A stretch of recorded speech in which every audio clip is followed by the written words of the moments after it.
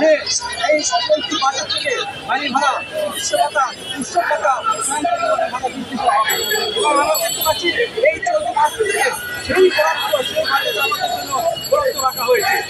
এবং আমরা আশা করছিলাম জুলাই থেকে আমাদের এই খাতাগুলো বৃদ্ধি হবে। আমাদের এই খাতাগুলো বৃদ্ধি করা হয়নি। আমরা বিশ্বাস জানতে পারছি যে আমাদের অর্থ বিভিন্ন প্রত্যেক খাতে ব্যয় করা হচ্ছে। আমরা শুধু 10তম গ্রেড বা যারা বিএড ছাড়া ঢুকে তারা তিনি 11তম গ্রেডে ঢুকেন, অর্থাৎ সরকারি চাকরিজীবী যারা ওনারা গ্রেড সহ বাড়ি ভাড়া 45%, চিকিৎসা ভাতা, বিনোদন ভাতা, 1 সন্তান হলে 500, 2 সন্তান হলে 1000, সব মিলে দেখা যায় ওনাদের প্রতি মাসে বেতন যারা 11 গ্রেডে ঢুকেন 25 থেকে 27,000 টাকা। সেই ক্ষেত্রে যদি একজন এমপিভুক্ত প্রতিষ্ঠানের শিক্ষক বিএড ছাড়া অর্থাৎ 11তম গ্রেডে ঢুকেন উনি মাত্র 14,000 টাকা পান। এখানে বৈষম্য প্রায় 10 থেকে 15,000 টাকা।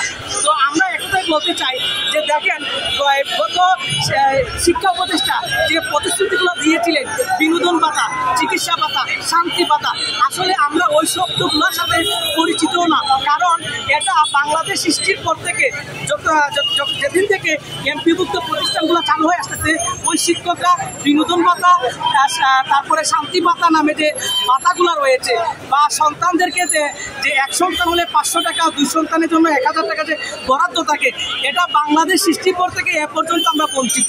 তো আমরা বারবার বাংলাদেশ সরকারের ঊর্ধ্বতন কর্মকর্তাদের কাছে বারবার আমাদের দাবি দাওয়া পেশ করেছি, কিন্তু এ পর্যন্ত কোনো সরকার শুনেনি।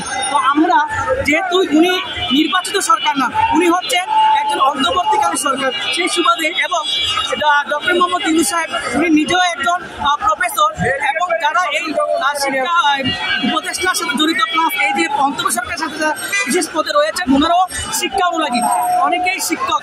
আমরা সেই সুবাদে আমরা আশাবাদী যে ওনারা যেহেতু শিক্ষক বান্ধব এবং নিজেরাও শিক্ষক, সেই সুবাদে ওনারা আমাদের দাবি দেওয়া মানবেন। বাজেট অনুসারে আমাদের যে দাবিগুলো বা প্রতিশ্রুতিগুলো দিয়েছিলেন সাবেক শিক্ষা উপদেষ্টা, সেই প্রতিশ্রুতিগুলোর কোনো বাস্তবায়ন আমরা এখন পর্যন্ত দেখতে পাইনি এবং কোনো প্রজ্ঞাপন এখন পর্যন্ত আমাদের জন্য জারি করেনি বর্তমান শিক্ষা উপদেষ্টা।